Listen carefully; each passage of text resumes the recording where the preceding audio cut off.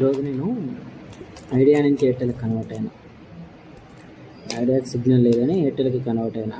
దానికి వాళ్ళు మనకి ఏమి ఇచ్చారు కదా, బ్లూటూత్ ఫ్రీ ఇచ్చారు. నేను బడ్స్ వస్తాయి అనుకున్నాను, బ్లూటూత్ ఇచ్చారు.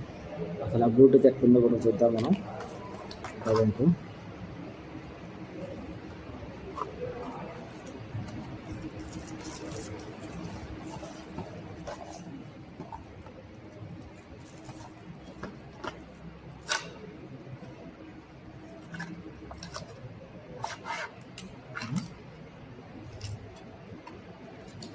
వెరైటీగా ఉంది.